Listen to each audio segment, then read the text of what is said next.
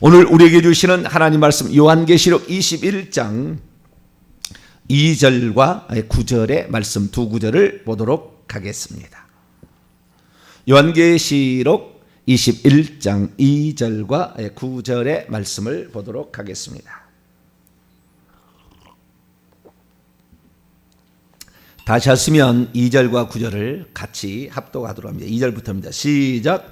또 내가 보매 거룩한 성 예루살렘이 하나님께로부터 하늘에서 내려오니 그 준비한 것이 신부가 남편을 단장한 것 같더라. 9절입니다. 시작. 7대의 접을 가지고 마지막 7재앙을 담은 7천사 중 하나가 나와 내게 말하여 이르되 이리 오라. 내가 신부 곧 어린 양의 아내를 내게 보이리라 하고. 아멘. 기도하겠습니다. 자비로우신 주님, 신선한 가을의 공기를 마시며 주님께서 우리와 함께 하심에 우리의 발걸음을 주 앞에 옮길 수 있도록 믿음 더하신 것 감사합니다. 육체가 좋아하는 대로 살다가 육체와 함께 영원히 버려지는 자 되지 않게 하시고 육체를 저 복종시켜 하늘의 순례길을 행하는 자로서의 삶을 살아갈 수 있도록 도와주옵소서.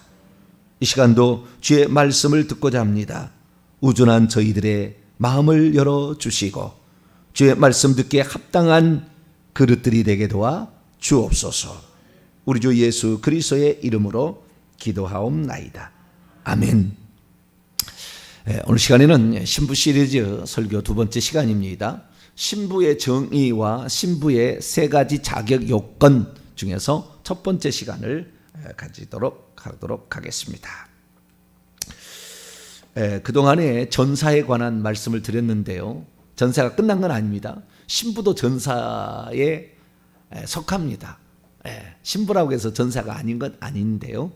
하나님께서 우리 그 구원받아서 새 예루살렘 성 안에 들어올 자들을 부르는 명칭이 한 8가지 돼. 8가지.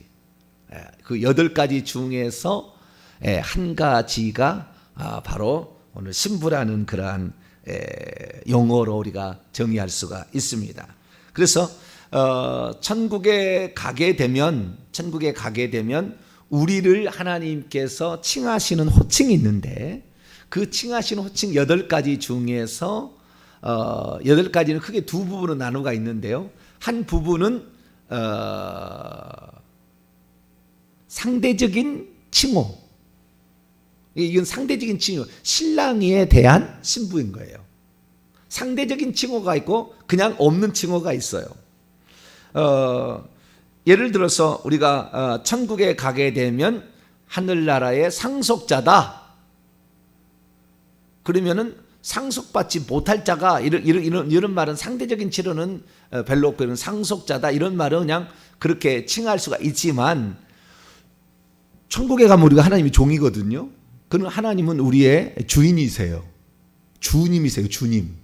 주님과 종, 그 다음에 신랑과 신부, 이렇게 어떤 상대적인 그 다음에 그 왕과 그의 백성, 이런 식으로 이렇게 칭하는 이런 용어의 하나이죠. 그때 이 칭호가 대부분 그 칭호는 하나님과 관련되어 있는 칭호인데 예수 그리스도, 물론 예수님이 하나님이시고 하지만 하나님의 또 아들의 역할이 재림 때까지 계속 있지 않습니까? 그래서 그 아들의 역할로서의 그리스도의 반대적인 칭호는 이것이 하나밖에 없어요. 그리스도와 직접적인 관련된 칭호는 이거 하나밖에 없어요. 그러니까 이 왕이라면 백성일 수 있잖아요. 그 다음에 주님이라면은 그의 종일 수 있잖아요. 그 다음에 무슨 제사장일 수 있고 상속자일 수 있고 이기는 자도 될 수 있고 뭐 여러 가지 이제 하나님을 아버지라면 아들들이라고 할 수 있잖아요. 그죠? 이렇게 상대적인 칭호도 있어요. 그런데 여기에서 그리스도를, 이 하나님을 그리스도라고 딱 칭했을 때에 그 그리스도의 명칭이 신랑이 됩니다. 칭호가. 그러니까 그 그리스도와 관련된 칭호다. 이렇게 보는 것이 신부라는 칭호인 것을 알 수가 있죠. 그래서 이 신부라는 칭호는 상당히 그리스도와 밀접한 관련이 있다라는 것이고 그분을 신랑으로 취할 우리의 본분이다. 그러니까 우리 남자들은 신부라는 칭호를 별로 듣기가 좀 그래요. 근데 여자들은 이럴 거 아니에요. 천국에 가면 하나님의 딸들이라고 존재하지 않아요. 성경에 하나님의 딸들이라는 말은 한 번도 안 나옵니다. 전부 하나님의 아들들인데 영접하는 자 곧 그 이름을 믿는 자들이 하나님의 자녀가 되게 자녀라는 말은 의역이에요. 왜냐하면 여자가 싫어할까 봐 바꾼 거예요. 아들들, 자식들 이런 말이지 이게 뭡니까? 여자라는 말은 없어요. 천국에서 여성은 존재하지 않습니다. 남성도 존재하지 않죠. 그러나 원래 하나님의 아들이기 때문에 하나님의 아들들의 또 다른 존재, 동생들이죠. 그래서 여자들도 천국에 가면 하나님의 아들들인 거예요. 그런데 아들들이 하면 좀 이상하니까 자녀들이다 이렇게 부르게 될 뿐인데 어쨌든 남자로서는 신부라 불림을 받다는 것은 조금 좀 그래요. 그렇지만 성경적인 용어다라는 것이고요. 신부라는 용어를 하나님이 쓰실 때에 그 독특한 특징이 있는 것이죠. 전사라고 했을 때는 그 사람이 전사라고 했을 때는 담대함이라는 어떤 것들이 항상 배경에 깔려 있어야 돼요. 담대해야 됩니다. 여호수아에게 담대하라 이렇게 하지 않습니까? 이게 전사잖아요. 여호수아는 모든 그 가나안 민족을 쳐부수는 광야 때부터 전쟁이 그 아말렉 족속하고 싸우기 시작하는데 이 전사잖아요. 이 전사는 담대함이 필요한 거예요. 담대함이. 그래서 이 전사의 속성이 담대함이라 한다면 신부의 속성은 어쩌면 숭고함이에요. 숭고함. 그래서 이 신부가 되기 위해서는 그 자격이 세 가지가 있어요. 이런 것이 있어야 이 사람이 신부라 얘기하는 거예요. 그러니까 예수 그리스도는 우주적인 신랑이고 우리는 우주적인 신부예요. 그분은 한 분이지만 우주적인 신부가 될 수 있는 사람은 그의 피값이 모든 인류를 구원하기도 남음이 있기 때문에 신부는 우주적입니다. 그분도 우주적이고. 그래서 우리 우주적인 신랑과 우주적인 신부가 만나는 그 장소가 새 예루살렘 성이죠. 그래서 새 예루살렘 성은 뭐냐? 신랑과 신부가 만나서 혼인하는 결혼식 피로연 장소다. 영적인 말이지 육체적으로 결합한다는 말은 전혀 아닙니다. 전혀 아니고 원래 하나님께서 창세기 2장에 나와 있는 것처럼 남자가 그의 부모를 떠나 여기에 남자라는 것은 아들이죠. 그리스도를 상징하는 거잖아요. 아들. 그래서 여자와 신부를 만나서 하와를 만나서 둘이 한 몸을 이룰지니라. 그렇기 때문에 여기에서의 이 신부라는 개념은 아들과 결합하는 하나님과 결합하는 것이 아니라 아들과 악교풀처럼 붙어서 한 몸이 되는 그런 관계를 얘기하기 때문에 그리스도와 특별히 관련된 칭호이고 상대적인 칭호인데 이 칭호는 상당히 숭고합니다. 왜냐하면 이 그리스도의 신부가 되는 하나의 조건이 정절이 필요해요. 정절이. 지조가 필요하다고요. 순결을 지켜야 된다고요. 이 측면이 아주 강조되는 겁니다. 나 외에 다른 신을 내게 두지 말라는 측면이 있어요. 이 세 개 측면, 신부라는 그 개념 속에 들어가게 되면 그렇기 때문에 우리가 그렇게 오직 예수 그리스도만 내가 믿고 따른다는 그런 의미지. 이 정절이라 순결이라는 말의 의미가 신부라는 말의 의미는 그런 의미인 것이지 이 세상의 신부적인 의미는 아닙니다. 이 세상에 신부적인 의미는 물론 포함되어 있겠지만 그래서 우리가 이 어떤 숭고함, 오직 그 일편단심, 오직 예수 그리스도만이 나의 영원한 주인이고 나의 영원한 왕이시고 나를 다스리시고 나의 마음을 드릴 수 있는 분이고 나의 생명까지 드릴 수 있는 유일한 존재라는 의미로서 우리는 이 신부라는 의미를 쓸 수가 있는 거죠. 그래서 우리가 이 신부가 되려면 이 자격이 필요한데 어떤 자격이 있을 때 그를 신부라고 부르느냐 그 부분까지. 그래서 오늘 이 신부와 신부란 무엇인가라는 그 정의와 더불어서 그 다음에 신부의 자격까지 오늘 다 못 나갈 거고요. 그 부분을 하고 내일 계속해서 해보도록 하겠습니다. 자, 신부라는 용어, 이 신부라는 용어는 어디에 나오느냐? 성경에 몇 번 안 나와요. 신약 성경에 신부라는 용어가 별로 안 나와요. 그 신부라는 용어가 대표적인 용어가 뭐냐? 우리가 지난 주일날 들었던 요한복음 3장 29절에 나와 있는 신부를 취하는 자는 신랑이나 서서 그의 음성을 듣는 친구가 기뻐하나니 나는 이러한 기쁨이 충만하였다. 요때 신부란 말이 나오잖아요. 신약 성경에 신부라는 개념으로서, 그러니까 신랑에 관계된 신부라는 개념으로는 딱 5번밖에 안 나와요. 용어가. 그 용어가 님페라는 용어입니다. 님페라는 용어인데요. 에로 끝나면, 헬라어는 에로 끝나면 여성명사예요. 님페. 그러면은 신랑은 뭐냐? 님피오스예요. 님피오스. 오스로 끝나면 남성명사입니다. 오스로. 헬라 공부를 하시면 되는데요. 오스로 끝나면은 남성명사고 에로 끝나면 여성명사예요. 그러니까 어근은 똑같은데 님페 하면은 신부고 님피오스 하게 되면은 신랑 이렇게 하는 거예요. 그런데 그 신부라는 용어가 신약 성경에 7번밖에 안 나와요.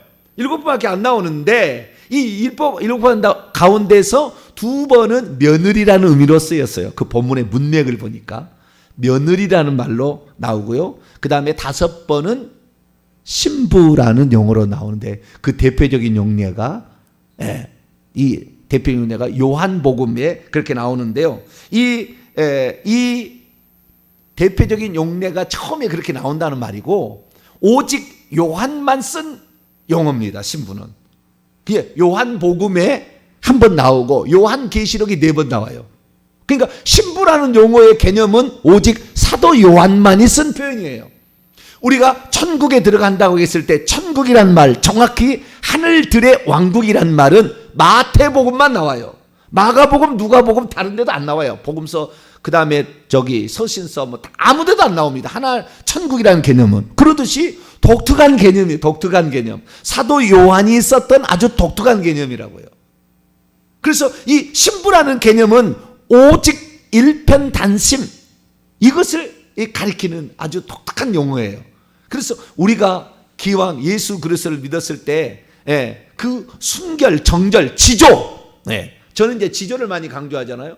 이 순결, 지조가 있어야 그렇게 순교하는 겁니다. 제가 환난의 시대가 곧 올 거다. 우리의 삶에 환난의 시대는 올 수도 있다. 가능성이 매우 높다. 제가 이렇게 얘기를 하게 된 것은 물론 뭐 하루를 연장하시면 더 멀리 갈 수도 있고 몇 세대도 흘러갈 수 있겠지만 그러나 제 세대에 올 것 같아요. 저는. 그렇게 저는 마음을 그렇게 바라고 있어요. 근데 어쨌든 이 주님께서 오시게 될 때의 그 지조를 지켜야 되는, 그 다음에 그분을 위해서라면 기꺼이 내 목숨 1000개라도 바칠 수 있는 그러한 마음의 자세는 다 어디서 나오냐면은 정절을 지키고자 하는 신부의 개념에서 나온 거예요. 전사의 개념이 아니라고요. 아시겠죠? 전사의 개념은 아들들이라는 개념이 아니라고. 이 개념은. 그래서 우리가 환난 시대에 우리가 주님을 위해서 기꺼이 우리의 목숨을 1000개라도 드리겠습니다 라는 표현은 사실 우리가 신부가 됩시다 라는 말과 동일한 말이었어요. 그래서 우리가 이 신부라는 개념을 생각했는데 사도 요한이 이 개념을 썼는데 요한계시록에서 나오고요. 구약성경에도 나와요. 구약성경에도 나오고 이렇게 구약성경은 좀 더 많이 나옵니다. 35번인가? 자, 우리가 구약성경이 좀 많이 나오는데요. 구약성경은 칼라라는 그런 용어를 쓰고 있고요. 히브리어로는 신약성경에는 님페라는 그런 용어로 쓰고 있습니다. 그러면 이 신랑에 관계된 신부라는 의미는 뭘까요? 그것은 한마디로 오늘 21장 9절에 딱 정리할 수가 있어요. 신부란 뭐냐? 신부 곧 어린 양의 아내다. 이렇게 표현하고 있습니다. 뭐라고요? 어린 양의 아내다. 여러분, 신랑을 왜 어린 양이라고 표현했겠어요? 신랑이라는 말은 2절에 나오는 거잖아요. 2절. 2절에 거룩한 성이 단장을 따겠습니다. 단장을 하고 하늘에서 내려왔어요. 이 새하늘과 새 땅의 천국은 새 예루살렘 성뿐인데 이 새 예루살렘 성이 단장을 잘 했대요. 단장. 어떻게 단장을 해보니까 신부가 신랑을 맞이할 때 단장하는 것처럼 단장했대요. 이 단장하다, 이 단어가 아주 중요한 단어인데요. 이 단장하다라는 이 단어는 그 헬라어로 보게 되면 코스메오라는 단어를 쓰고 있어요. 죄송합니다. 맨날 헬라어를 써서. 그래도 헬라어를 좀 들어야 됩니다. 정확히 그 의미를 아는 거예요. 뭐든지 헷갈리게 되면 원문을 찾아가야 됩니다. 그래야만이 그 본래의 뜻을 알기 때문에 그래요. 단장하다라는 말은 다른 말로 꾸미다, 장식하다 그런 말인데 그런 말만 있는 게 아니에요. 이 크게 두 가지 의미가 있어요. 이 코스메오라는 단어가 이 코스메오라는 단어에서 뭐가 나오냐면은 코스모스가 나왔어요. 코스모스는 월드, 세상을 지칭하는 말이에요. 세상에 대한 헬라어가 코스모스입니다. 우리는 뭐 우주를 코스모스라 하잖아요. 우주라는 이 코스모스라는 것을 세상을 코스모스라 하는데 이건 헬라어 단어인 거예요. 코스모스는 영어는 월드죠. 월드인데 코스모스라고 합니다. 이 코스모스라는 말의 의미는 뭐냐면 코스모스라는 말은 질서를 잡다, 정돈하다 그런 뜻이에요. 원래는 질서라는 의미예요. 질서. 우주라는 것은 하나님의 질서가 있는 거예요. 누가 이 우주에 있는 은하계의 성을 끈으로 묶어놨습니까? 태양에다가 묶어놨나고요. 왜? 돌아가는데 태양 주위를 돌아가는데 태양 주위에서 1cm도 밖으로도 안 가고 1cm가 안으로도 안 가고 위로도 안 가고 아래도 안 가는 것은 끈이 있나요? 없잖아요. 끈이 없는데도 항상 태양하고 거리는 일정해요. 일정하지 않으면 주님이 오는 거예요. 해와 달과 별이 떨어져서 끝나는 거예요. 그러니까 이제 하나님께서 원래 만들어서 이것을 통하여 날과 달과 징조와 연한과 일자 이런 것도 이루라고 그랬잖아요. 그래서 이것들이 지속되는데 이건 모든 것은 하나님이 붙잡아 주시는 어떤 질서에 의해서 운행되는 것을 가리키는 거예요. 그러니까 이 단장하다는 원래 의미를 찬찬히 들어가면 하나님과 그가 만든 피조물로서 아니 하나님께서 오직 너만을 위해서 내가 나의 모든 가장 소중한 것을 바쳤다라는 의미로서 그 원래적 의미를 질서를 지켜줘야 된다 그 말이에요. 마귀에게 네 마음을 주면 안 된다 그 말이에요. 절대. 이것이 가장 창세기 2장 3장의 핵심이에요. 이 코스메오 단장한다는 말은 절대 이 울타리에 이 뱀이 들어오지 못하도록 차단했어야 되고 남편의 말만 들었어야 되고 남편의 말 아닌 어떤 말도 속삭이는 말도 듣지 말았어요. 너를 아무리 유혹하는 말이 있다 할지라도 너는 질서를 지켜야 돼. 너는 남편으로부터 나왔기 때문에 너는 오직 남편을 바라보고 살아야 된다. 그런 의미가 원래의 단장하다는 의미에 들었어요. 이게 단장하다는 말은 우리는 무슨 남을 꼬이기 위해서 꾸민 것처럼 돼 있는데 그런 의미가 아니고 단장하다는 의미는 너가 오직 너만을 위해서 모든 것을 다 바쳤던 그 존재를 위해서 너는 모두 올인해야 된다. 그 질서를 지켜줘야 되고 그 어떤 그 우주적인 하나님이 계획하신 그 뜻을 너는 벗어나면 안 된다. 그런 의미가 여기에 들어있는 거죠. 그래서 여기에 거룩한 성세 예루살렘이 단장을 한 것 같더라. 어떻게 단장을 하냐? 신부가 신랑을 맞이할 때 단장한 것 같더라. 그래서 나중에 이 신부라는 개념의 세 번째 의미가 단장하다는 의미입니다. 단장하다는 의미예요. 이 단장이 해야만이 신부인 거예요. 근데 그 신부가 요한계시 21장에 보니까 새 예루살렘 성이 보석으로 단장을 했어요. 무엇으로요? 보석으로. 금과 은과 각종 12가지 보석으로 단장을 했습니다. 나중에 이 의미를 다 일러드릴게요. 한 편의 설교가 나올 거예요. 우리가 그 보석의 의미가 뭔지 단장하다는 의미의 제가 원뜻을 좀 가르쳐드리고 그래서 이 신부의 조건의 세 번째 조건은 단장해야 돼요. 단장해야 돼요. 저와 여러분은 날마다 이 신앙생활이 신부가 신랑을 위하여 자신의 마음을 드릴 수 있는 그런 단장하는 그런 마음. 이것이 어떤 것은요, 여자로 표현하자면은 옥합을 준비하는 거예요. 뭐라고요? 옥합을 준비해. 여자들 있잖아요. 그 여자들이 이스라엘은 시집 갈 때에 옥합을 장만합니다.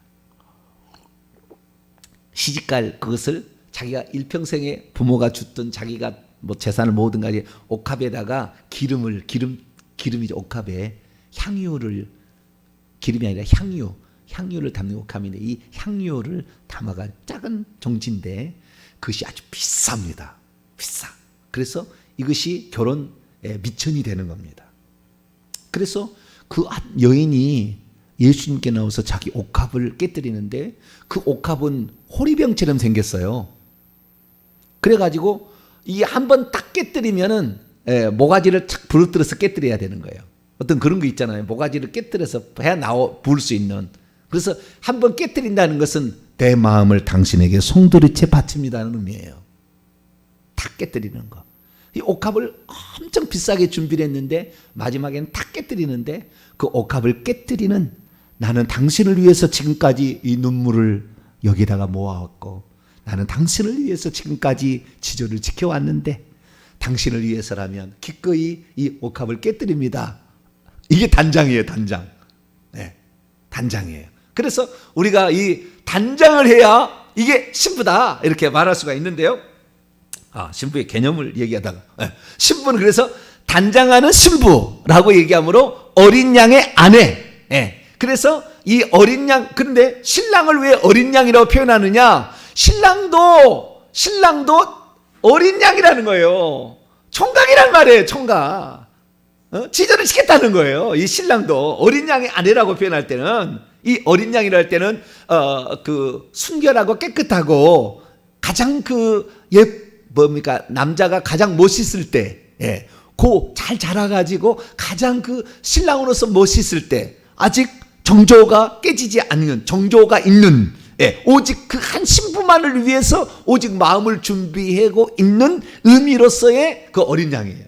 그러니까 뭐 늙은 양이 아니고 어린 양이라는 것은 젊은 양이라고 하므로 우리를 위해서 주님께서도 오직 그 마음을 우리에게 드리려고 준비하고 있다는 거예요. 그래서 그 어린 양의 아내를 일컬어서 신부라고 얘기를 하는 거니까 이 땅에서 불려질 이름은 아니죠. 천국에 들어가야 불려질 이름이죠, 사실. 그러나 천국에서 불려질 이름이지만 이 땅에서도 이미 그러한 삶을 살고 있기 때문에 진배 다름 없기 때문에 신부라고 부를 수도 있어요. 하나님이 너는 나의 신부라라는 이것을 부르는 것은, 하나님이 만약에 우리에게, 여러분이 음성을 들을 수 있다고 한다는데, 만약에 너는 나의 신부라라는 얘기를 듣는 것은 어마어마한 명칭이에요. 그의 온 일평생이 그 질서를 지켜왔고 지조를 지켜왔고 순결을 지켜왔던, 오직 자기만을, 예수 그리스도만을 위해서 살아왔다는 아주 숭고함에, 아주 지극정 숭고함이 묻어 있는 그런 표현이 신부라는 표현인 것이죠. 저와 여러분은 신부가 될 수 있기를 축원합니다. 남자든 여자든 간에 오직 예수 그리스도만이 나의 왕, 이거예요. 우리 남자로 표현하면 나의 왕인 거죠. 나의 주인. 나는 다른데 절대. 그래서 이게 10계명 1, 2계명인 거예요. 이것이 좀 더 나가면 4계명까지. 하나님의 이름을 헛되이 얘기하냐고, 항상 하나님의 날을 기억해서 당신의 날이 있다고 인정하며 다른 신을 절대 숭배하지 아니하고 다른 신을 따라가지 않는, 오직 지조를 지키는, 그게 바로 10계명의 1, 2, 3, 4계명이 사실은 신부가 되라, 그 말이에요. 다른 말로 표현하자면 신부가 되라, 이런 말이에요. 그래서 우리가 이 정절을 지킬 수 있기를 원하고 단장을 해야 되는데, 그래서 예수 그리스도를 신랑으로 취하는 결혼 상대, 이것을 신부라고 얘기할 수 있다라는 겁니다. 아시겠죠? 뿐만 아니라 제가 서두에서 얘기했습니다만, 이 신부라는 개념은 새 예루살렘 성에 들어가는 자만 일컫는 표현이에요. 두 번째 의미는. 첫 번째는 어린 양의 아내라는 개념이고요. 그래서 신랑을 예수 그리스도로 취하는 여자, 이것을 신부라고 한다면, 두 번째 개념은 오직 새 예루살렘 성 안에 들어가는 자만 신부라고 합니다. 그러니까 새 예루살렘 성은 혼인잔치의 피로연이자 신랑 신부의 집이에요. 우리는 각자의 집일 거예요. 천국에 가면은 새 예루살렘 성 안에 다 있어요. 나는 과거에 잘 몰랐어요. 네. 더 하나님께서 다 알려주는 거예요. 이것을. 네. 과거에는 성 밖에도 사람이 우리 그 천국의 성 밖에도 있는 줄 알았어요. 아니에요. 성 밖은 다 칠흑 같은 어둠이에요. 하나님이 없는 곳이에요. 임재가 없어요. 그건 지옥의 방부라는 거예요. 다 지옥인 겁니다. 그때부터 지옥인 거예요. 오직 성 안에만 빛이 비치는데 하나님은 빛이세요. 그래, 그 안에 사는데 그 아내가, 예전에는 제가 한 층만 사는 줄 알았어요. 그리고 물론 이게 2200km에서 2500km 정도까지 가로세로 높이가 그런다는데, 물론 그 안에도 살 수 있을 것 같아요. 공간이 충분히 살 수 있을 것 같은데, 높이가 12000 스타디온, 높이가 이게 보통이 아니에요. 2200에서 2500km 정도 되는 높이가 있단 말이에요. 여기 안에 층층이 있는 거예요, 사람이. 그러니까 어마어마하게 들어가는 거예요. 나는 거기 다 못 살 것 같아서 성 밖에도 사는 줄 알았더니 그게 아니었어요. 성 안에 들어가는 자만 신부라고 할 수 있는 거예요. 어디에 나오느냐? 이것이 열처녀의 비유에 나오는 거예요. 오늘 얘기도 나오지만 요 새 예루살렘 성만 신부라고 얘기하지만, 자, 마태복음 25장 다시 열어볼까요?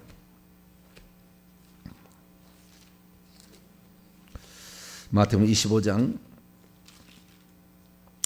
다 이거 처녀잖아요. 그렇죠? 결혼하기 전이까지 처녀인데 열처녀인 거예요. 근데 들어가지 못했다라는 것은 결국에 이 세 가지가 없었던 거죠. 이 미련한 다섯 처녀는. 그러나 세 가지가 있었던 것이 누구예요? 슬기로운 처녀죠. 그때 그 문 밖에 있는 자와 문 안에 있는 자로 구분하는, 문 안에 들어간 자만 신부가 되는 거예요. 자, 10절로 11절까지 한번 읽어봅시다. 시작. 그들이 살아간 사이에 신랑이 오므로 준비하였던 자들은 함께 혼인잔치에 들어가고 문은 닫힌지라. 그 후에 남은 처녀들이 와서 이르되 주여 주여 우리에게 열어주소서. 자, 못 들어간 자는 미련한 다섯 처녀고 들어간 자는 슬기로운 다섯 처녀인데, 들어가는 자는 혼인잔치에 들어간 거예요.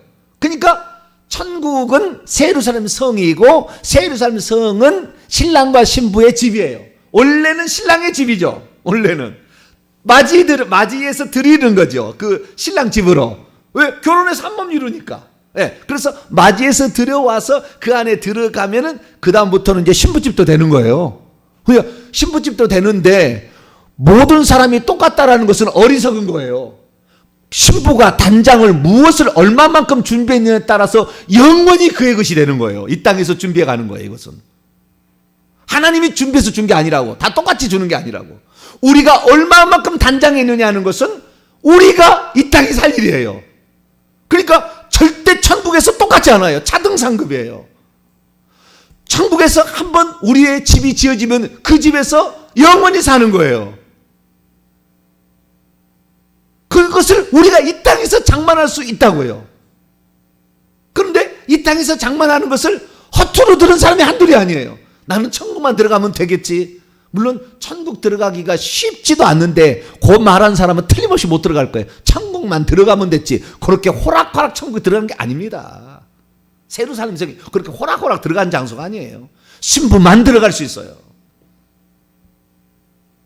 그래서 이 여기서 문은 닫힌지라, 이 문은 신랑 집 문입니다. 신랑 집을, 신랑은 예수 그리스도를 상징하니까 새 예루살렘 성이죠. 새 예루살렘 성 안에 들어가는 것이 혼인잔치에 들어가는 거예요. 결국에 우리가 새 예루살렘의 성 안에 들어가는 자만 신부라고 표현할 수 있다라는 것입니다. 그래서 그것을 기름을 돈 주고 사야 된다는 거잖아요. 각자가 다 하나님이 마련해 준 게 아니라고요. 그 기름은 여러분이 주님을 사랑하는 사랑의 고백일 수도 있고, 여러분이 그 하나님 앞에 회개하면서 흘리는 눈물이 될 수도 있고, 여러분이 여러분의 육체를 말이죠, 때로는 여러분들이 말을 잘못했을 때 손으로 입을, 이것도 기름이 될 수 있어요. 왜? 이렇게 하면 안 된다는 거잖아요. 이렇게 하면 안 된다는 거잖아요. 이런 모든 노력과 몸부림, 신부가, 거룩한 신부가 되지 못하게 하는 요소들을 따라버리고, 오직 그 신부가 되기 위한 그 갈망들, 이런 갈망들이 모여서 기름이 되는 거 아니에요. 그러니까 신부가 그냥 될 수 있는 게 아니에요. 그냥 될 수 있는 게 아니에요. 그러나 그 신부가 됐을 때 그 신부가 누릴 그 영광스러움은 해와 달과 별들보다 더 빛나는 영광으로, 그 영광스러움으로 천사들도 날마다 흠모하고, 그 어마한 영광이 우리를 위해서 기다리고 있다라는 것입니다. 그래서 우리가 새 예루살렘 성에 들어가게 될 때 나중에 성 안에 들어가는 신부도 종류가 달라요. 가장 큰 종류는 두 가지라고 했죠. 왕노를 하는 자가 있고 섬기는 자가 있다. 왕권 신부와 시녀 신부가 있는 거예요. 더 있습니다. 나중에 더 자세히 가르쳐 드릴게요. 그래서 우리가 천국에 들어갈 때도 기왕이면 주님 보좌 더 가까이 가서 왕노라는 14만 4천 명에 들어가는 것이 좋다는 얘기, 과거에 제가 쭉 설교를 했으니까 그것은 정말 신앙이 나와 있었으니까 그 신앙 다시 한번 복습해서 공부를 하시면 되겠고요. 더 자세한 사항은 나중에 또 말씀을 드립니다.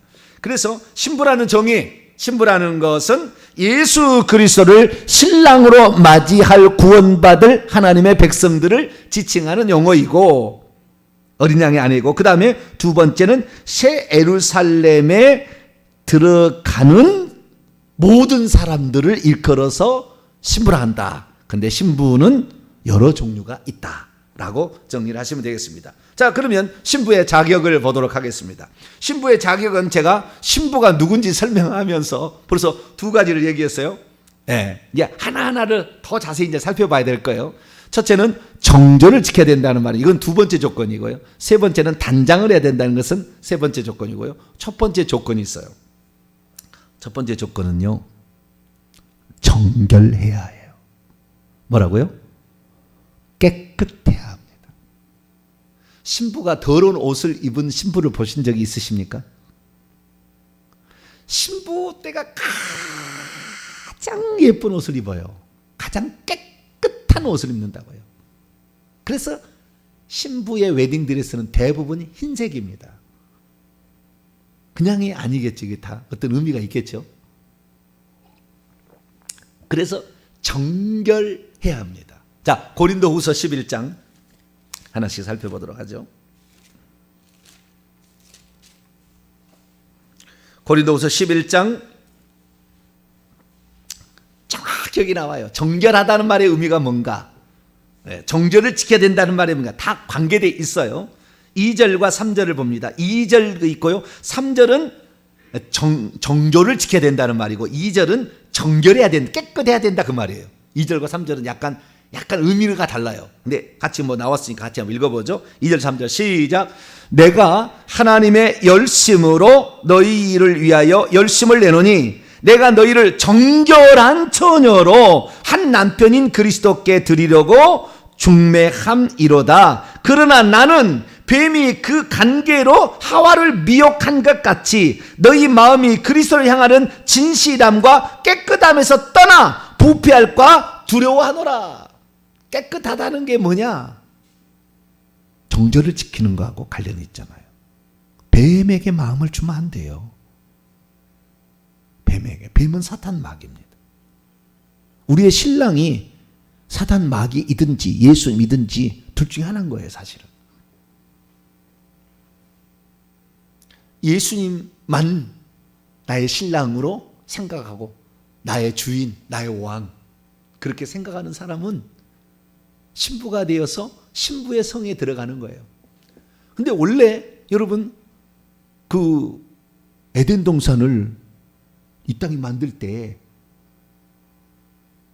에덴 동산을 이 땅에 만들 때에 에덴 동산을 그냥 만든 게 아니고 하나님의 낙원에 있는 생명나무의 과실을 주워 먹게 하려 이긴 자는 그 8가지 표현 가운데 하나죠. 천국에 들어갔을 때 우리 신부들을 지칭하는 표현 하나가 이긴 자인데 그 이긴 자에게 하나님의 낙원에 있는 생명나무의 과실을 주워 먹게 하리라.